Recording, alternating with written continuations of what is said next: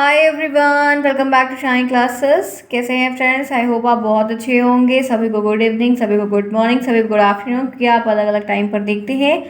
आइए जानते हैं आज का ये जो एक टॉपिक है जिस पे आपको काफ़ी सारे आप लोगों ने बहुत सारे डाउट मुझसे पूछे हुए, तो मैंने एक वीडियो बनाने का प्रयास किया जिसमें आप सभी बच्चों का जो भी डाउट है वो क्लियर हो जाए। अगर ये वीडियो के बाद भी कोई डाउट बचता है तो आप मुझे कमेंट बॉक्स में पूछ सकते हैं, हम आपको ज़रूर से उसका रिप्लाई ज़रूर देंगे, या फिर इसी तरीके से वीडियो बनाकर सभी बच्चों के डाउट्स को क्लियर कर देंगे तो काफ़ी चीज़ें क्लैरिटी के साथ हमारी क्लियर हो जाएंगी।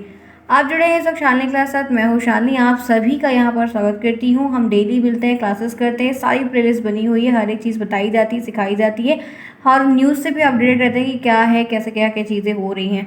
तो इस वक्त आप जुड़े हैं शालिनी क्लास साथ, लाइक से सब्सक्राइब बिल्कुल ना भूलें। अगर पहली बार आए हैं तो टेलीग्राम को जरूर ज्वाइन करिए, नाम है शालिनी क्लासेस, लिंक आपको कमेंट बॉक्स में मिलेगा। आप टेलीग्राम पर भी सर्च कर सकते हैं, आपको इजीली अवेलेबल हो जाएगा और वहाँ पर आपको बहुत सारी इन्फॉर्मेशन मिलेगी, क्योंकि वहाँ पर तुरंत इन्फॉर्मेशन शेयर की जाती है, क्योंकि वीडियोस बना के बताने में वक्त लगता है, वहाँ पर हम इजीली बता लेते हैं।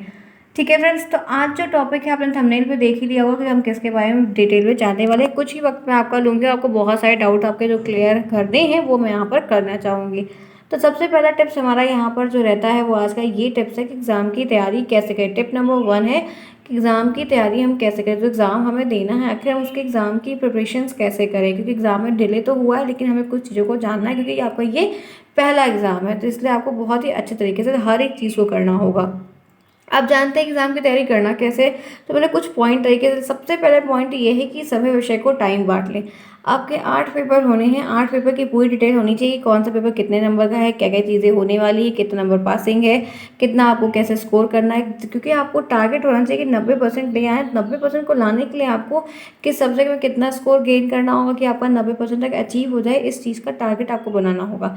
तो सभी विषय के लिए आप टाइम को बांट दें कि कितना समय आपको किस पे देना है।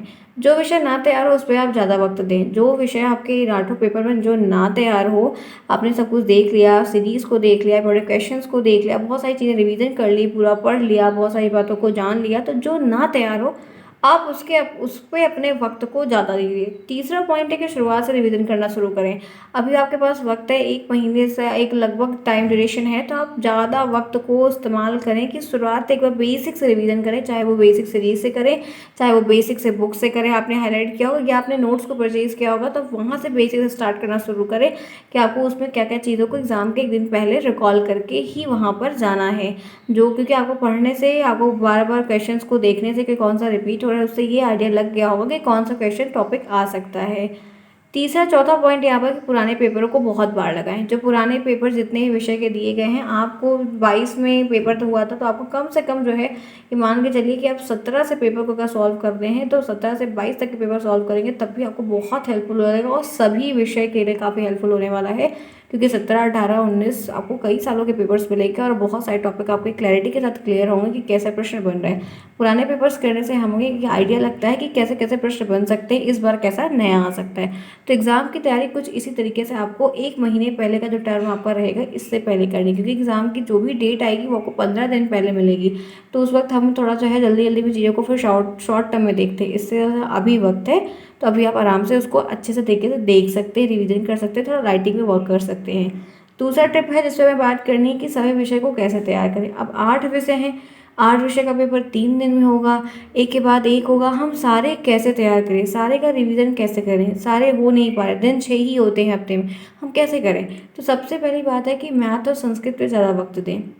मैथ और संस्कृत पे आप ज़्यादा टाइम निकालिए in comparison to other subject, क्योंकि ये दोनों थोड़ी सी दिक्कत करते हैं, या जिस बच्चे का जिसमें दिक्कत है, सभी बच्चों को मोस्टली मैथ में दिक्कत हो रही है, तो मैथ और संस्कृत पे ज़्यादा वक्त दें। कंप्यूटर जो दिक्कत आप कहते हैं वो दिक्कत की बात नहीं, वो आसानी से हो जाता है सिंपल तरीके से, तो आपको ज़्यादा वक्त जो है इन दोनों जो डिफ़िकल्ट वाले हैं, डिफरेंट है थोड़ा सा, उनमें वक्त देना है। दूसरा ये है कि विज्ञान में चित्रों को तैयार करें। सभी विषय में आपके अगर साइंस के भी तैयार हो जाते हैं, तो साइंस में जो फिगर्स दिए हैं, अगर आप डायग्राम को तैयार कर लेते हैं तो आपके 2-3 नंबर तो ऐसे ही तैयार हो जाते हैं, क्योंकि आपको 2 नंबर में आपको एक फिगर बनाने को हर बार देखने को मिला और हर बार आया हुआ है। नेक्स्ट पॉइंट है कि मैथ के फॉर्मूले को ध्यान से देखिए। जितने भी मैथ के फॉर्मूले दिए गए हैं उनको आप अच्छे से करें, क्योंकि फॉर्मूले से कभी कभी आपके ऑब्जेक्टिव क्वेश्चंस बन जाते हैं जो आराम से समझ में आ जाते हैं और आराम से मैथ के फॉर्मूले को कर लेते हैं, तो हमें बताने के लिए काफ़ी हेल्पफुल होता है। और सबसे प्लस पॉइंट क्या है कि उन फॉर्मूलों को हम क्वेश्चन जो हमारे बन रहे हैं वो फॉर्मूले वाले बन रहे हैं, तो फॉर्मूले अगर हमें याद है तो हम क्वेश्चन पेपर रख के उसकी वैल्यू को निकाल के अच्छे से कर सकते हैं। तो आप अगर मैथ में फॉर्मूले तैयार कर ले रहे हैं, फॉर्मूले आपको याद है, साइंस में आप चित्र बना ले रहे हैं, तो आपको बहुत सारे क्वेश्चन ऐसे हैं जो पासिंग दिक्कत हो रही है, दिक्कत आपको है कि साइंस से कैसे पास होगी, मैथ में बड़ा नंबर कैसे लेने, वो सब आपको आसानी से मिल जाएंगे। जो ये पूरे तरीके हैं आप अच्छे से लास्ट टाइम में अच्छे से कर सकते हैं। और एक हफ्ते में 2 सब्जेक्ट या 3 सब्जेक्ट को तैयार करने की कोशिश करें कि अभी आपके पास वक्त है और आप एक हफ्ते में जो 2 सब्जेक्ट को तैयार करने की कोशिश कर रहे हैं, तो उसका मतलब ये है कि उस सब्जेक्ट को पूरा डन कर ले। डन का मतलब क्या है कि वो पूरा 100% आपने कुछ जितना पढ़ना था उसमें सेल्फ स्टडी आपको जितनी करनी थी, उस तरह जो डायग्राम क्वेश्चन जो भी तैयार करने थे वो आपने एक हफ्ते में 2 पेपर अच्छे से तैयार कर ले। अब आपको उसको रिवीजन करने की ज़रूरत नहीं, सिर्फ एग्जाम के एक दिन पहले आपको रिवीजन करना हो, इतना कमांड के साथ आपको तैयार करना होगा, तभी चीज़ें आपकी क्लियर होंगी। ठीक है।